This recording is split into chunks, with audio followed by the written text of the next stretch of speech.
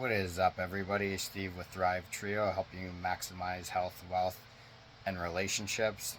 Today, we're going to talk about how money is the root of all evil. Well, guess what? Fuck that. Love of money is the root of all evil. And instead of just pulling this out of my back pocket, I'm going to read you guys some things that I wrote down earlier related to this topic. So a lot of people will probably go and think that little clip from the Bible saying money is the root of all evil, and that's not what it says. It's love of money is the root of all evil, and what they're talking about is greed. So yeah, obviously greed is not a good thing. It doesn't mean that money is bad. So I'll read you guys what I wrote down earlier. Love of money is the root of all evil. What they're talking about is greed. Money's awesome. It gives us freedom to live how we choose to live. This world ingrains a lack mindset in us, and the people at the top know that and use it to their advantage. I want you to start telling yourself every day that you have more than enough money. Money is easy to get. Money flows to you easily. And for those of you who say, fuck that, shifting your mindset about money won't change your finances. That's fine if that's how you want to feel about it.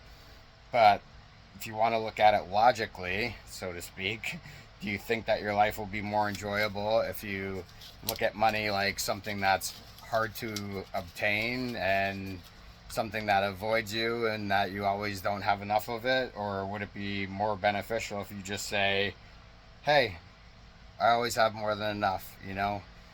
Things pop up and maybe it cuts into my savings or whatever. A lot of people say that, like, oh, every time I save some money, something bad happens and then I have a big expense or whatever. Well, you could also look at that as a positive thing, that when that thing happened, you had enough money saved. So that's a good thing then, so to speak. Instead of like, oh, it took my money away, like I had the money, so I'm not broke. I had money to do this.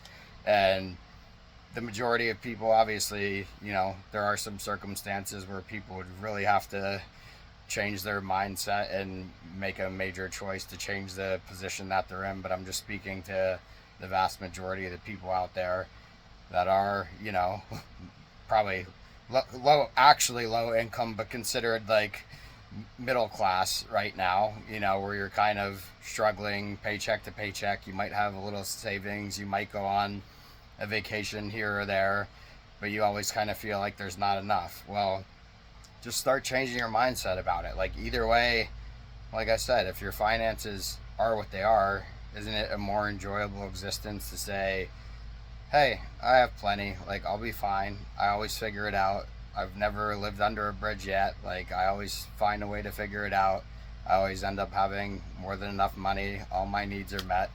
So that's what I'm suggesting, is that you start thinking about money that way, is that it's not some bad thing. It's an easy thing to get.